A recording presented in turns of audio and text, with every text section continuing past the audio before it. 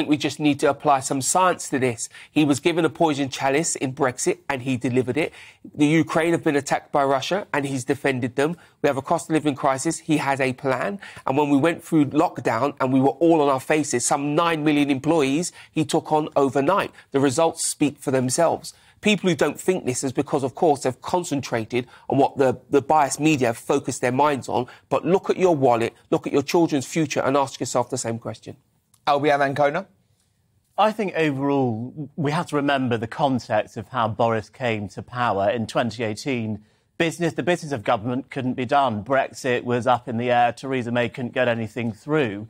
And we almost lost to the Labour Party in a general election against Jeremy Corbyn. But we also can't forget what's happened over the past year. He's made some very silly mistakes. He's made some decisions which really should not have been made. And I think if we look at both of those things together, I don't think he'll be seen as the worst Prime Minister, but he certainly won't be seen as the best Prime Minister. Suzanne Evans, you actually say Boris will be seen as one of the most unsuccessful Prime Ministers of all time. Why? I'm afraid I do. And I say that as somebody who very much supported him to become Prime Minister, voted for him to become Prime Minister, and was actually very encouraged by his early days when he did deliver Brexit. There's no doubt about that. But unfortunately, then everything seemed to fall apart. Yes, we had COVID. His response to that, I think, was completely inadequate. The best that can be said for Boris Johnson was he didn't take such a hard-line, authoritarian line on that as the Labour Party did. But he hasn't made the most of Brexit. Talking about have we got more money in our pockets? Well, I certainly haven't. We've got the highest tax burden in 60 years. That's not a Conservative approach to life.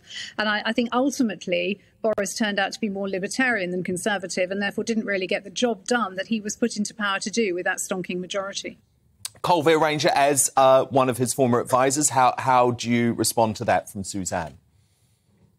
I think Suzanne's not looking at the broader picture here. And I think what we need to do is make sure, as you say, Dan, that the MSN don't write their history on Boris's conservatism. This man has redefined British politics at a time when it needed to change. Other parts of the world have struggled with what's going on, the challenges they're facing. Yes, Brexit was a problem for this country, but he redefined it by reaching out to voters that weren't Conservatives. You do not get people who for generations would not go near a Tory box on the voting slip and get them to vote Tory if you don't change the narrative. He has changed British politics. He also did that in government. He had a unique position to drive that through. I saw it firsthand with Daniel, what he did in London. And I saw a politician who could walk the streets of London. People would stop and clap and cheer because they saw a man who connected with them. Yes, he's a unique politician, and that's what scared people as well. And I think that's the thing that we have to really be thankful for, that he managed to defy those people who tried to stop him. And that's what he wanted all of us to do when we worked with him, was defy the naysayers and bring change and bring positivity and do the right thing for the future of this country. Lord Moylan, I mean, it's interesting. Oh, sorry, you come back, Suzanne. Yeah, I was going to say, I don't disagree with any of that. There's no doubt that Boris Johnson is a brilliant campaigner and taking those red wall seats, absolutely incredible. But then he blew it. He didn't have a poison chalice. He had a golden chalice. He had everything. Who can only dream of having an 80-seat majority? And then, unfortunately, he threw it away. I think it's a great shame. He hasn't thrown it. This is not about policy. This is about personality. He's been hounded out by personality. Name the policies that he's failed on. I'd like to see the list of policies. And he's got the delivery. Those policemen, those hospitals that are going to be delivered, those election manifesto commitments will still be met by this Conservative government if it gets the right leader and takes that through. That will also be his legacy. But he's broken several manifesto commitments. Waiting list. Longest NHS waiting list ever. Like I said, highest tax burden in 60 years. Absolutely nothing's been done to stop illegal migrants coming across the channel. He got Brexit done. That's it. Yeah, but in all of those, there were obviously massive external factors, weren't there? I mean, no one could have predicted the pandemic. No one could have predicted the European war. The issue that I have is that the establishment, the mainstream media, the blob, since December last year, they have been out to get him. Well, they've been out to get him longer than that. I mean, you're absolutely right. Of course, there were external factors. And, you know, people will argue for years whether the government as a whole responded in the right way to the pandemic. People generally agree that the government's response under Boris to the Ukraine war has been really very, very good. Yeah. And so... Well, he's saved the world, hasn't he? Even some Labour people are willing to say that. So, people will argue about what he achieved. Everyone has flaws. And I think Boris does have some flaws. And one of them is he's actually a kind man who wants to get on with people. And he had a cabinet that contained people from all wings of the party.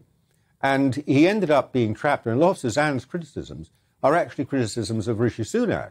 And Boris, should he have sacked Rishi Sunak? Oh, absolutely, he should have. And Sean Bailey, is that taxes are something Boris has been trying to get down, and there's been huge resistance from the Treasury and no pushback against Treasury officials from Rishi Sunak. I'm not arguing with Suzanne because she has a point, but we need to understand where the weaknesses were.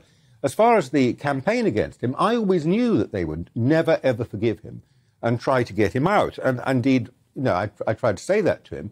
But he sort of believed you could build people back together. That sort of person he is, that you could bring people back together again. And I think that was, frankly, his undoing. Almost too optimistic. Too optimistic and too open to people. People have talked about Greek tragedy on some of these programmes today because Boris, he's a classicist and all of that. I think the real pattern here is more like Julius Caesar. Julius Caesar started a revolution, took control of Rome, and then he tried to make friendly, peace and friendship with all his enemies, and they'd all get used to it. And it took them a year or so, and they put the knife in the back and got rid of him. Sean Bailey, was there a lack of killer instinct there? When he should have sacked Sunak, he didn't. I think the lack of killer instinct wasn't just in the PM, it was in the parliamentary party in particular. Too many of our MPs now sound like Lib Dems. We've let Labour dominate the conversation so much in Westminster that we're afraid to be Conservatives. You talk to people about we shouldn't be legalising drugs. Oh, no, they get all Lib Dem and Labour on you.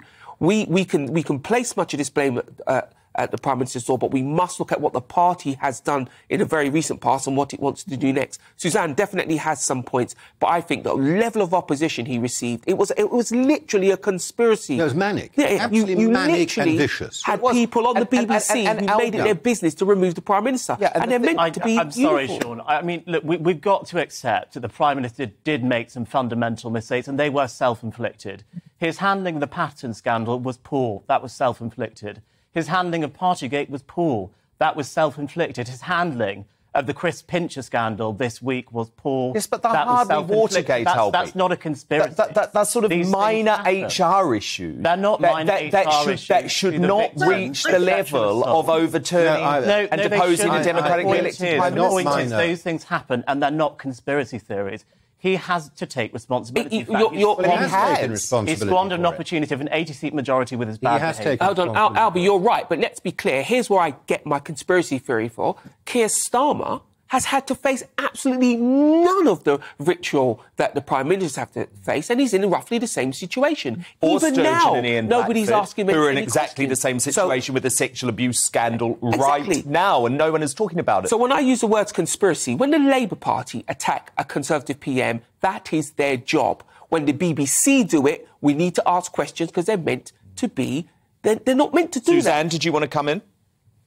Yeah, I don't disagree with what Sean's saying. There's absolutely no doubt there has been a massive media campaign against Boris Johnson. But let's not forget who actually plunged the knife into his back in the last 48 hours. It wasn't the mainstream media. It was members of his own party. It was 50 of his own ministers and umpteen MPs all queuing up, Brutus style, to stab him in the back. So I don't really think you can blame the media. But Colvette, isn't that because they had created political paralysis? Boris Johnson himself used to be a journalist, and he should have a little bit more nous about how this works. But Colvette, there was political paralysis created by the media. Suzanne, the drama of it has been built up over the last... If you let me now answer your point, the drama of this has been the media have had a drip feed campaign. OK, Suzanne, just let Colvette respond. The media have had a constant drip feed campaign on this, which is what's built up the pressure in the minds of parliamentarians, the weak and the fearful in the Conservative Party, and they haven't been able to see past it. If you have continuous drip feeding of this narrative, of these stories, of this personality dragging him through the mud. We had the last real populist Prime Minister of this country was a man called Tony Blair. He had 1 million people march against him about a war that people felt was unjustified. Was he taken apart around his personality? No. There were stories about it, but it did not happen the way it has happened with this Prime Minister, and I think we should be fearful of because that. let's be honest, that I completely agree, and he had friends in the establishment. Look, I just want to get a one-word answer from all of you because it is the question we're putting to our viewers. So finally, Colvare Ranger, was Boris Johnson a good Prime Minister, yes or no? Yes, in history, he will go down as a good Prime Minister with flaws, as all of them have had. Suzanne Evans, was BJ a good PM? I don't think history will judge him kindly, unfortunately. Albion Ancona. With a heavy heart, because of the opportunity squandered, it's going to have to be bad. Sean Bailey. I think history will judge him well as long as we don't let MSN write all of that history. I think he was good. Suzanne had some points, so does Abby as well. Mistakes were made, but on the whole, he was a very good PM. And final word to you, Lord Moylan. Yeah, I think he's a really transformative turning point in British history, and the test for future Prime Ministers is going to be whether they follow on and deliver his legacy. Because if they squander it and go back to the situation pre-Brexit and all of that, then the Tory party is toast and the country is going to slide off into sort of anonymity. Thank you to my political masterminds tonight. But what do you think? Was Boris Johnson a good Prime Minister? From Manny. Boris was a good PM, but had a poor backing cast from a poor party of backstabbers. From Kaz, a good PM until first Carrie and then COVID. After that, he was no longer the same person. And from Angie, he was a passionate, charismatic, highly motivated PM, brought down by the MSM and opposition. He was our best since Churchill. I'm gutted. And your verdict is now in. 64% of you agree that Boris Johnson was a good Prime Minister. 36% of you say he wasn't.